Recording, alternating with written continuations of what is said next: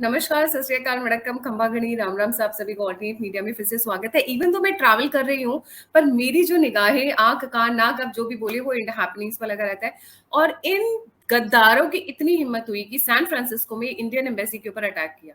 How dare they! ये अपने आप को पगड़ीधारी सिख बोलते हैं। कहाँ से निकले हैं? ये हिंदुओं से निकले हैं। अगर झुटला सकते हो तो झुटला दो। अगर इतिहास बदल सकते हो तो इतिहास बदल दो। जाओ बैक इन टाइम और चेंज करके आ जाओ कि तुम हिंदुओं से नहीं निकले थे। सर, ये जो अभी अटैक कर रहे हैं सैन फ्रांसिस्को में या बाकी जगह पे जो अटैक हो रहा है, कनाडा में भी वायरल की हुई है हमारे एम्बेसडर्स की फोटोग्राफ। माजरा क्या है? मतलब why exactly are they doing this? किस बात की मिर्ची लगी हुई है इन्हें? जी। एक बिंदु जो थोड़ी सी आशंका बढ़ रही है और लग रहा है कि पतवंत सिंह पन्नू की मौत हो गई है। और कहाँ हुई है? एक मल्टी कार एक्सीडेंट, 4 गाड़ियां ट्रेवल कर रही थी और एक कार में पन्नू ट्रेवल कर रहा था और कार क्रैश होता है एक दूसरे के साथ और पन्नू मर जाता है। और कहा जाता है कि अमेरिका में 101 रोड का नाम है, जैसे हमारा एनएच है, NH 44, NH 45, वैसे अमेरिका में है US 101 रोड। और वो कैलिफोर्निया की तरफ जाता है, लोग जाता है और सेंटियागो से ओरेगा की तरफ जाता है। वहां पे रास्ते में ही ये कहा जाता है कि मल्टी कार एक्सीडेंट हुआ है। और मुझे लगता है कि इसमें सत्य सच है, क्योंकि यदि सच सच नहीं है तो ये रिटेलिएशन क्यों सैन फ्रांसिस्को के कंसुलेट में? कुछ तो ऐसा चीज हुआ है जो इमीडिएटली इस चीज को ट्रिगर किया है। 2 मार्च के बाद, मार्च 23 के बाद जुलाई में ये हरकत क्यों हो रहा है? खालिस्तान तो उस बीच में भी खालिस्तानी वहां थे। तो कुछ तो हुआ है कि जो इमीडिएटली ट्रिगर किया है, और ट्रिगर करने वाला बिंदु मुझे लगता है पन्नू की मौत। मुझे लगता है, मैं 100% गारंटी के साथ नहीं कह सकता हूं। सर, कंफर्म्ड है कि पन्नू की मौत हो गई या फिर ये क्रिटिकली इंजर्ड है? कुछ कंफर्मेशन है उस पर? नहीं, कहा जा रहा है कि मौत हो गई है। देखिए, इसके 3 बिंदु है। क्या कार एक्सीडेंट हुआ, क्या पन्नू की मौत हुई, या क्या पन्नू सीरियसली इंजर्ड है। अब तीनों बिंदु पर प्रश्न चिन्ह उठता है। ये मुझे इंफॉर्मेशन मेरे पास है, लेकिन इसमें कितना सत्य है, लेकिन सत्य की तरफ मैं थोड़ा सा, मेरा जो इंक्लिनेशन है बढ़ रहा है कि इसलिए क्योंकि इमीडिएटली सैन फ्रांसिस्को में कंसुलेट पर अटैक होता है। और पोस्टर जो लगा हुआ है, एक और इंपॉर्टेंट चीज गायत्री, जो पोस्टर लगा हुआ है उसमें क्या लिखा हुआ है? जो सैन फ्रांसिस्को में कंसुलेट में जो अटैक आग लगाया गया, उसमें क्या लिखा हुआ है? वायलेंस बिगेट्स वायलेंस, हिंसा का नतीजा हिंसा होगा। तो हिंसा कब? हिंसा कब? जो लेटेस्ट हिंसा हुआ था वो तो हुआ था ये 18 जून को, जब हरदीप सिंह निज्जर कनाडा में मारा गया। तो अभी तो आज 5 जुलाई है, तो 3 जुलाई की हम 2 जुलाई की बात कर रहे हैं। तो ये 2 जुलाई को ये अटैक हुआ है सैन फ्रांसिस्को में। तो इसका मतलब है 1 को एक्सीडेंट हुआ होगा, तभी तो बीजेपी ट्रिगर हुआ है। तो बैकवर्ड से यदि आप बैकवर्ड डेट्स में जाइए तो बड़ा कहानी क्लियर है। 1 को एक्सीडेंट हुआ है और उसके बाद 2 को ये रिटेलिएशन हुआ है।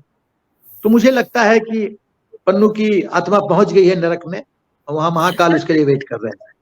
जी, जी। Okay sir. सो इसका मतलब हम अब आगे और रिटेलिएशन देख सकते हैं। बट अगर पन्नू को कुछ हुआ है, सर के पास इंफॉर्मेशन आई है कि उनका कार एक्सीडेंट हुआ है, ऐसा न्यूज में सर मैंने देखा नहीं है, बट माइट बी ऐसा कुछ हुआ, बिकॉज अचानक से इतना रिटेलिएट करना थोड़ा सा डिफिकल्ट लगता है कि बिना किसी स्पार्क के इतना बड़ा रिटेलिएशन आ रहा है।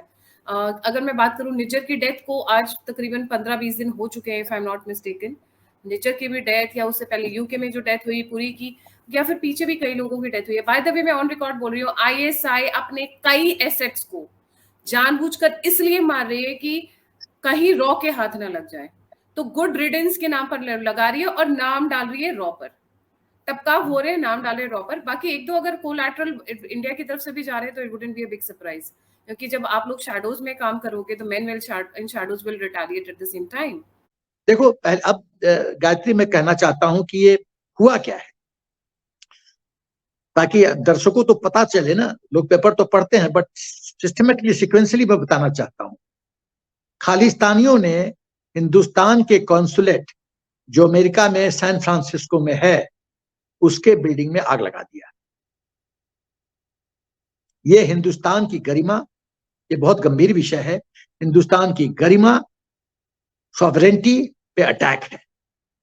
ये हिंदुस्तान को खालिस्तानी दी चुनौती दे रहे हैं, तो हिंदुस्तान इस चुनौती को स्वीकार करता है और सठम साठ्यम समाचरे, तुम यदि लाठी की भाषा में समझते हो, उसी भाषा में तुमको जवाब दिया जाएगा, यू कावर्ड्स खालिस्तानीस।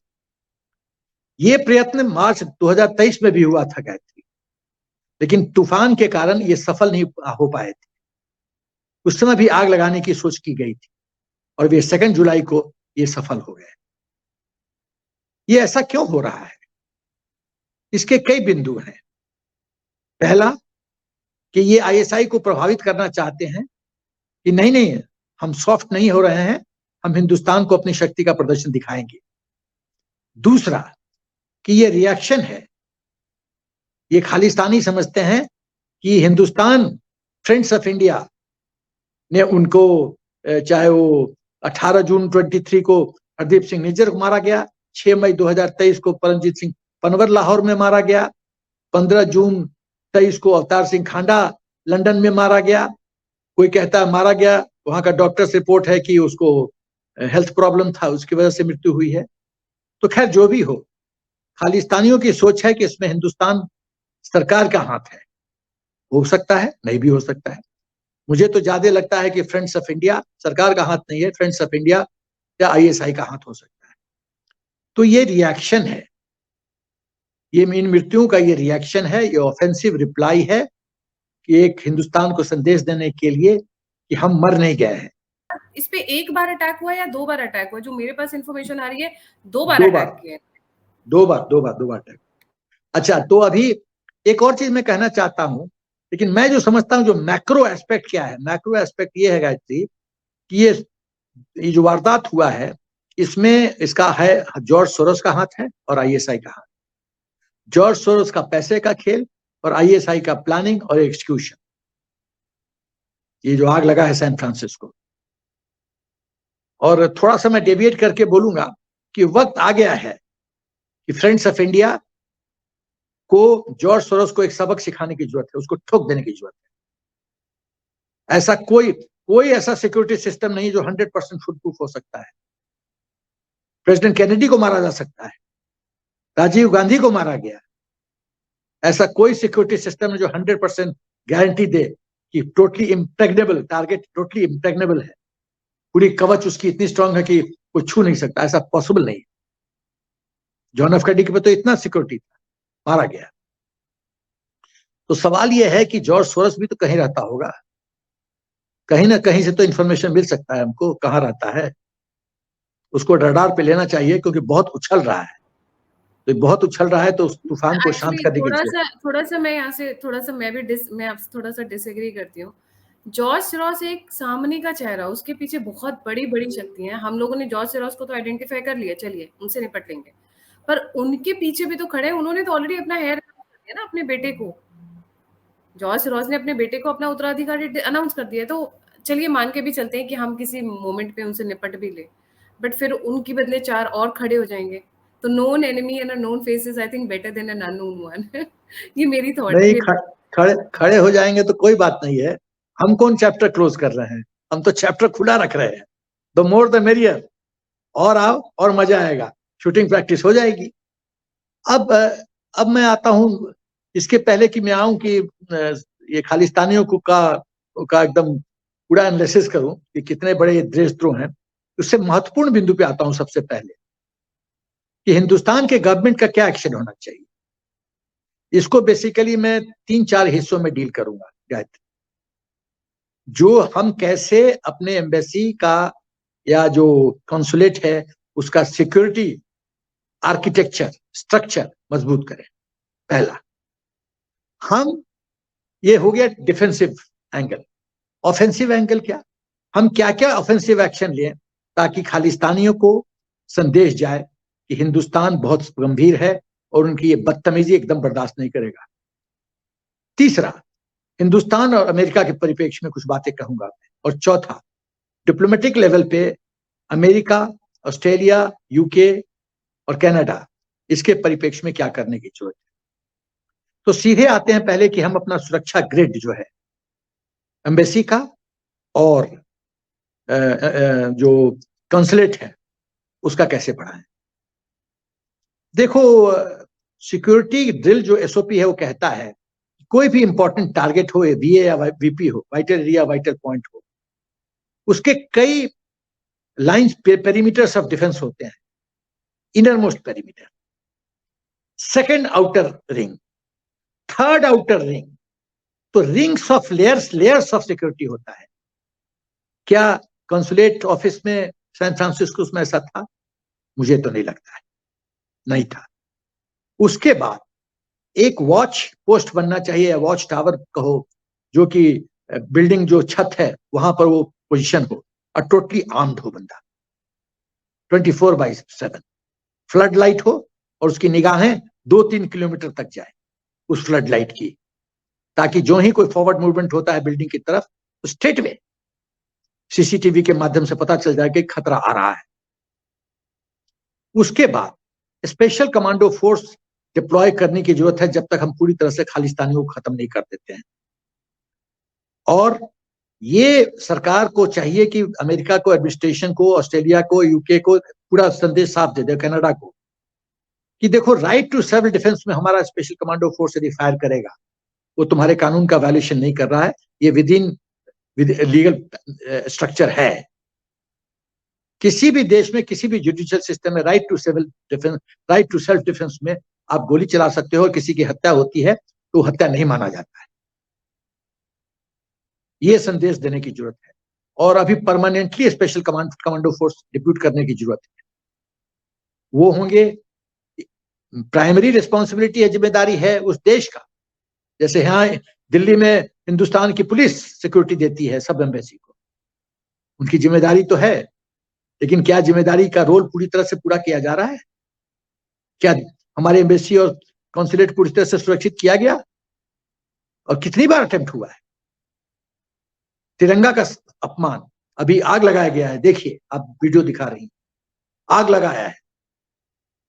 दूसरी बात जो मैं कहना चाहता हूं कि जो हमारा स्पेशल कमांडो फोर्स है, हमारे जो जयशंकर जी हैं फॉरेन अफेयर्स मिनिस्टर, वो पूरा साफ कर दें कि यदि प्रोटेक्टर्स 100 मीटर की रेंज में आए हमारे बिल्डिंग के, तो हम गोली चलाएंगे, और एम होगा शूट टू किल।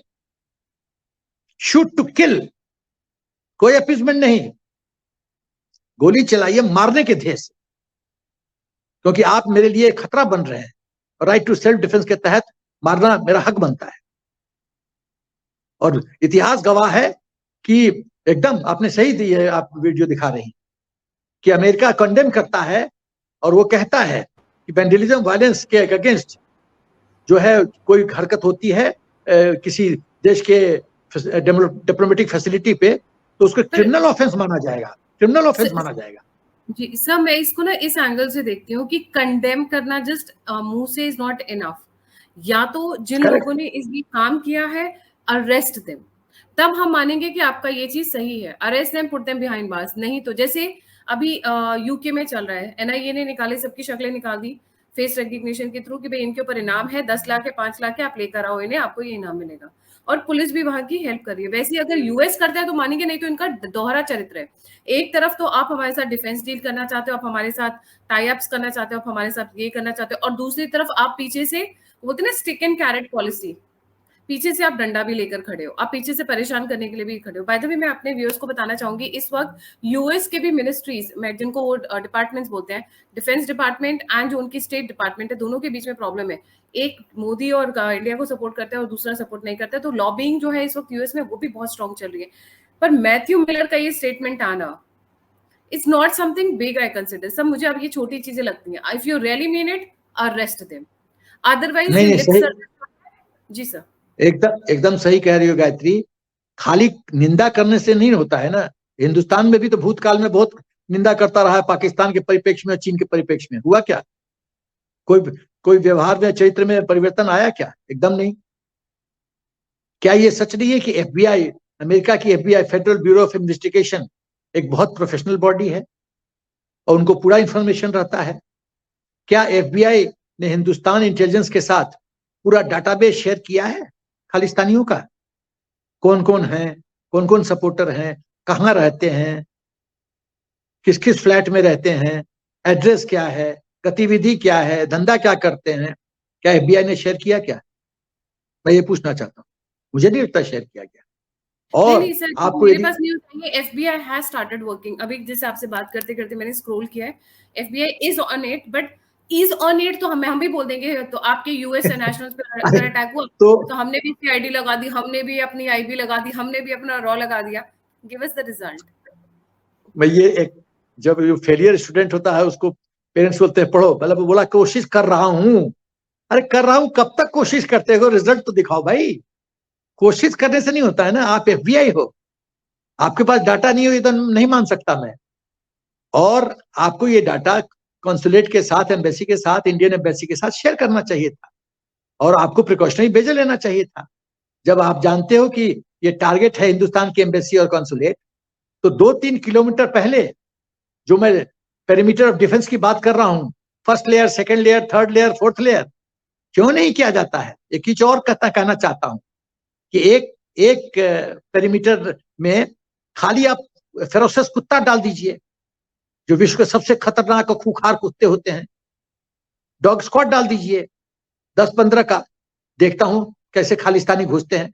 नोच खाएगा वो कुत्ता, नोच खाएगा। हमको इस तरह से सुरक्षित करना है, तो डॉग स्क्वाड भी डिप्लॉय कर सकते हैं हम, commando force, watch tower, first line of defence, second line of defence, third line of defence. सबसे आउटर रिंग पे अमेरिकन पुलिस हो, उसके बाद गेट के जस्ट पहले हमारी स्पेशल कमांडो फोर्स हो। फिर देखता हूँ ये कैसे, और जो मैं सजेस्ट कर रहा हूँ, देखता हूँ किसकी हिम्मत है घुस जाए एम्बेसी में, एम्बेसी के 60 मीटर के रेंज में आ जाए। देखता हूं मैं, पॉसिबल नहीं है। तो सवाल है कि अमेरिका, आपने ठीक कहा गायत्री, कि अमेरिका में 2 पिलर्स हैं, डीप स्टेट और DOD, department of defence. Department of defence चाहता है कि हिंदुस्तान के साथ मैत्री सुदृढ़ हो, और हमारी आर्म्स लॉबी का आर्म्स बिके, हम हिंदुस्तान मिलिट्री इक्विपमेंट खरीदे, इससे आर्म्स लॉबी बहुत खुश होगी, तो उनका धंधा चलेगा। वो भी चाहते हैं, वो DOD को सपोर्ट करते हैं, हाँ ऐसा करो, बहुत अच्छी बात है, क्योंकि वो तो दुकानदारी चाहते हैं। उनको ना हिंदुस्तान से प्रेम है, ना यूक्रेन और रशिया से कुछ लेना देना है, उनको तो माल बेचना है। लेकिन डीप स्टेट, उस डीप स्टेट में क्या ये सच है कि पाकिस्तान ISI के कुछ मोल्स हैं जो हिंदुस्तान के खिलाफ षड्यंत्र करते हैं? जी सवाल सर, ये एक पैदा तरफ होता है। अभी मैं जैसे कि मैं अगर अभी नोटिस करती हूँ तो एक तो हो गया आपका यूएस हो गया, दूसरी तरफ कनाडा भी है। कनाडा में आज जब हम अभी बात कर रहे हैं, कल रात में, मतलब कल जब उनका दिन था, वहां पर वोटिंग हुई है, दैट 6 वंस खालिस्तान। ठीक है, ये अभी ट्विटर से ही मैं आपको ये दिखा रही हूँ, और ये कल रात का वीडियो है, this is not very old one. ये आखिर जस्टिन ट्रूडो मतलब प्राइम मिनिस्टर बने रहना चाहते हैं या ये भागना चाहते हैं प्राइम मिनिस्टर की पोस्ट से? अरे ये गायत्री, इन लोग की बुद्धि देख के मुझे कभी कभी बहुत लगता है कि तो पूरी तरह से बुद्धिविहीन लोग हैं। अरे तुम अपने घर में सांप घुसने दे रहे हो और तुम सोचते हो सांप तुमको काटेगा नहीं। जैसे हिलरी क्लिंटन ने बोला था पाकिस्तान के बारे में कि यदि पिछवाड़े में सांप पाल रहे हो तो कोई जरूरी नहीं है कि पड़ोसी को काटे, हो सकता है तुमको भी, हो सकता है काटेगा तुम्हें भी। ये ट्रूडो को समझ में नहीं आ रही है। ये आतंकी हैं, ये किसी के नहीं है। ये गुरु के नहीं हुए, गुरु नानक के नहीं हुए, गुरु गोविंद सिंह के नहीं हुए, तुम्हारे हो जाएंगे। जी, तो ये और तो सर ये तो संभव नहीं है। एक एंगल और है ना, जैसे मैंने साल्वाटोर के साथ एक वीडियो किया था ऑस्ट्रेलिया से, तो एक बहुत फनी बात बताई थी उन्होंने, जो मेरे व्यूअर्स को नहीं पता होगी, and please listen to this very carefully. बहुत सारे लोग पिकनिक मनाने जाते हैं, पिकनिक का स्पॉट ढूंढा भाई, ये चलो लोधी गार्डन है, यहाँ पे सारे 80 लोग पिकनिक मनाने जाते हैं, गुरुद्वारे की बजाय हम वहां खाना खाने जाते हैं, या इस तरीके से लोग इकट्ठा हुए फॉर एनी पब्लिक फंक्शन के टाइप में। वहां पे ले जाके खालिस्तान के बैनर गाड़ देते हैं, खालिस्तान के झंडे गाड़ देते हैं, देखो कितने 80 लोग आए हुए खालिस्तान के समर्थन में। बल्कि होता यही कि लोग पिकनिक मनाने गए, किसी पब्लिक फंक्शन के लिए गए हुए, तो इसको बोलते हैं ना hijacking of somebody else events. ये ऑस्ट्रेलिया में ये कॉमन हो रहा है। अगर कनाडा में भी यही हो रहा हो तो मुझे ताजुब नहीं होगा, क्योंकि मोडस ऑपरेंडी सबका एक ही होता है। जी सर। देखो गायत्री, ऑस्ट्रेलिया का तो प्राइम मिनिस्टर काफी सम्मान करता है मोदी जी का। तो हम भारत एडमिनिस्ट्रेशन सरकार की का में मुझे लगता है चाहिए कि वो प्रधानमंत्री ऑस्ट्रेलिया को पूरे खुले शब्दों में संदेश दे दे कि आप मुझे डाटाबेस शेयर कीजिए, या तो आप उनको निपटाइए या फ्रेंड्स ऑफ इंडिया निपटा देंगे उनको। सिंपल सिंपल, इसमें कोई कॉम्प्रोमाइज नहीं। देखो गायत्री, मेरी अपनी बहुत पक्की सोच है, बिन भय होत न प्रीत गोसाई, बिना भय के प्रीत नहीं होता है, तुलसीदास ने जी ने रामचरितमानस में लिखा है। भगवान राम प्रार्थना करते रह गए, सागर ने जगह नहीं दिया, लेकिन जब तीर निकाले तो सागर पांव खड़ा हो गया, प्रभु हुक्म दीजिए क्या करना है। भय भय भय जरूरी है। भय कैसे क्रिएट करो? भय क्रिएट करो, खालिस्तानी को चुन चुन के ठोको, जहां जहां ये बिल में घुसे हैं उनको निकालो और ठोको। बहुत ब्लंटली बोल रहा हूं, एक ही शब्द, ठोको, बाय हुक और by crook. Friends of India ठोके, हायर मर्सिडीज ठोके, कोई और ठोके, और आईएसआई ठोकता है तो इनडायरेक्टली वो हमारी मदद कर रहा है, वेरी गुड। कोई ठोके, लेकिन एंड रिजल्ट ठोकना होना चाहिए, तब मैं देखता हूं ये कैसे उछलते हैं। एक और मैं आता हूं कि ऑफेंसिव हम लोग को और क्या क्या करना चाहिए। तो मैंने कहा था प्रोटेस्टर्स को shoot to kill. Friends of India को मैं निवेदन करता हूं कि जिस तरह से आप अच्छा काम कर रहे हैं, मेरा अनुमान है आप फिर हरकत में आइए, पूरा पासपोर्ट इनका कैंसिल किया जाए ताकि हिंदुस्तान ये डिपोर्ट हो और इनकी खातिर बात अच्छी तरह से पुलिस करे। पीआईओ स्टेटस खत्म किया जाए, इनके पूरे अकाउंट्स, बैंक अकाउंट्स फ्रीज करो, इनकी प्रॉपर्टी सीज करो, और पंजाब में जितनी इनकी प्रॉपर्टी है बुलडोजर लगाओ, ध्वस्त कर दो, खत्म करो। इनकी जो फंडिंग है, चाहे सोरोस के हो या कहीं से, उसका ट्रैक, मनी ट्रेल ढूंढा जाए, और मनी ट्रेल करके जो जो लोग इन्वॉल्व हैं, फास्ट ट्रैक कोर्ट, 30 दिन में वर्डिक्ट सुनाओ, अब पब्लिक हैंगिंग हो, पब्लिक हैंगिंग, ताकि देश को पता चले कि राजद्रोहियों का क्या हिंदुस्तान ट्रीटमेंट करता है। OCI, overseas citizen of India, ये स्टेटस इनका खत्म करो, हिंदुस्तानी है ही नहीं, खत्म, पर्सन नॉन ग्राटा हो तुम हिंदुस्तानी, तुम भारत माता के कपूत हो, तुम सपूत नहीं हो, इसलिए तुम कुछ भी नहीं हो। उसके बाद अमेरिका ने एनआईए को गो हेड दिया है कि आप आके यहाँ इंक्वायरी कर सकते हैं। मेरी अपनी सोच है कि एनआईए, सरकार का पैसा तो खर्च ज्यादा होगा, लेकिन मेरी अपनी सोच है कि एनआईए की टीम चारों देश में, यूएस, ऑस्ट्रेलिया, यूके और कनाडा में पोजीशन किया जाए, जब तक हम खालिस्तानी समस्या से जूझ रहे हैं। मैं खालिस्तानियों से पूछना चाहता हूं गायत्री, ये बड़े तुम लोग खालिस्तानी कर रहे हो, तो मेरा एक सुझाव है तुमसे, पहले कनाडा में खालिस्तान बनाओ, उसके बाद पाकिस्तान में खालिस्तान बनाओ जिसमें करतारपुर साहब हो, फिर बाकी मदद हम कर देंगे। हाँ, पाकिस्तान का पंजाब हो, ननकाना साहब हो, लाहौर हो, कराची हो, ये सब में करो, और जो तुम करो। उसके बाद महाराजा रंजीत सिंह ने जितना बड़ा एम्पायर शुरू किया था, वहीं से शुरू कर लो, लाहौर से शुरू किया था। अगर महाराजा रंजीत सिंह के असली पुत्र हो, असली वारिस हो, उनका नाम जानते हो, तो वहीं से शुरू करो, आगे का सपोर्ट हम करेंगे, प्रॉमिस रहा ये। नहीं, सबसे बड़ी बात है गायत्री कि ये खालिस्तानी सिख नहीं है, ये आतंकी हैं, ये देशद्रोही हैं, ये आईएसआई एजेंट हैं, बहुत क्लियर है। अरे गुरु गोविंद सिंह अपने बेटों को, शाहजादों को, उन्होंने देश के, भारत माता की रक्षा के लिए, हिंदुइज्म की रक्षा के लिए कुर्बानी दे दी, और तुम हो कि देश के दुश्मन के साथ साठगांठ करके, अरे तुमको शर्म नहीं आती? तुम्हारी बहन बेटियों को ये अगवा करते हैं और धर्म परिवर्तन करते हैं, तुम्हारे गुरुद्वारा पे अटैक, तुम्हारे गुरुद्वारा पर। सर आप कुछ एक चीजें नोटिस करिएगा, पहले हमारी पंजाबी बहनें जो होती थी, मतलब सिख बहनें होती थी, वो बिंदी लगाती थी, वो बड़ी सुंदर सुंदर अलग अलग रंग की लगाती थी। आज की डेट में इन शांति प्रियो को देख के उन्होंने बिंदी लगानी छोड़ दिया। पंजाब में चली जाइए, हार्डली किसी के चेहरे पे बिंदी मिलेगी आपको, तो इतना उनसे इन्फ्लुएंस और ब्रेन वॉश हो गए हैं। आप वही सिख लोग हैं, वही पंजाबी लोग हैं जिनको कुतला गया है, रौंदा गया है, कन्वर्ट किया गया है, और आज की डेट में मुसलमान बनाया गया है। पंजाब पूरा खाली हो चुका है, सारे सिर्फ वहां पे मुसलमान है, पंजाबी कोई नहीं है। जो पाकिस्तान में पंजाबी वाला कोई पंजाबी नहीं है, वो सारे के सारे मुसलमान है, उसके बाद पंजाबी है। You become that, go ahead and become.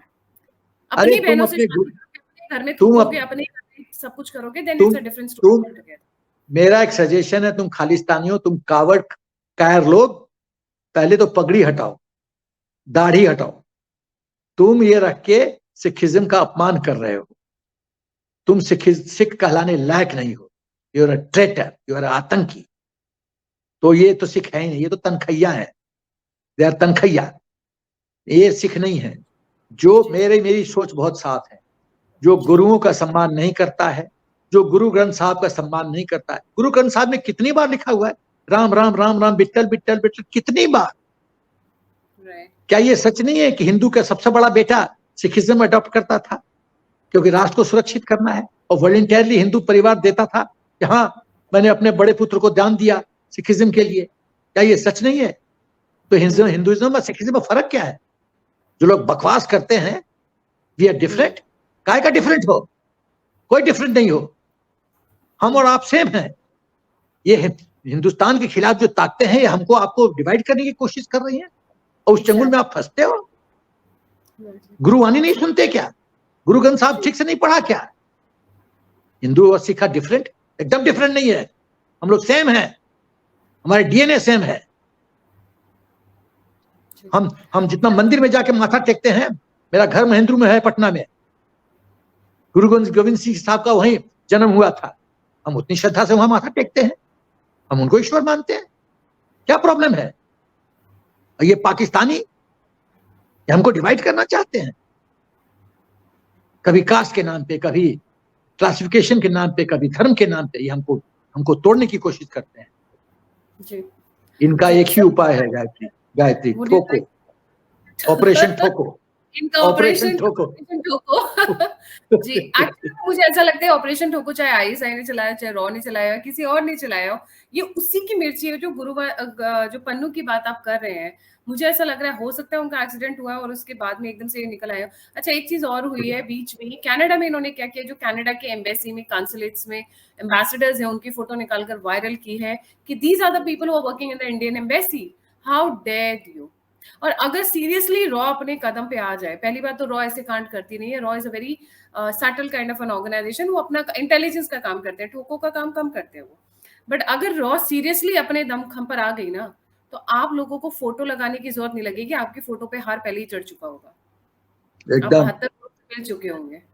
एकदम, ये मेरा सरकार से बहुत निवेदन है कि जल्दी से जल्दी स्पेशल कमांडो फोर्स पोजीशन किया जाए सब एम्बेसीज में और कॉन्सुलेट्स में, जल्दी, जितना जल्दी हो सके, ताकि हम अपने स्टाफ को तो सुरक्षित कर लें। और उसके बाद फ्रेंड्स ऑफ इंडिया से आप लोग के यूट्यूब के माध्यम से, वो चेहरा तो मुझे नहीं दिखता है लेकिन मेरी वाणी तो उनके कानों तक जरूर पहुंच रही होगी, वो आपका यूट्यूब का जरूर देखते होंगे, जरूर। तो मेरी वाणी उनके पास पहुंच रही है, तो भाई मेरे बच्चों, मैं तुमसे निवेदन करता हूं, फ्रेंड्स ऑफ इंडिया, ऑपरेशन ठोको को पूरा अंजाम दो, और जितना तुम अच्छा काम करोगे मैं तुम्हें आशीर्वाद देता रहूं। Thank you so much sir for joining. जाने से पहले सभी व्यूअर्स से रिक्वेस्ट है, please don't forget to like, subscribe and share the Alt Neet Media. अगर आप कंट्रीब्यूट करना चाहते हैं, सपोर्ट करना चाहते हैं, फीडबैक देना चाहते हैं, मुझसे कनेक्ट करना चाहते हैं, तो सभी लिंक्स डिस्क्रिप्शन बॉक्स में। इसी के साथ जय हिंद, जय श्री राम, हर हर Mahadev. Thank you so much sir. Bharat माता की जय।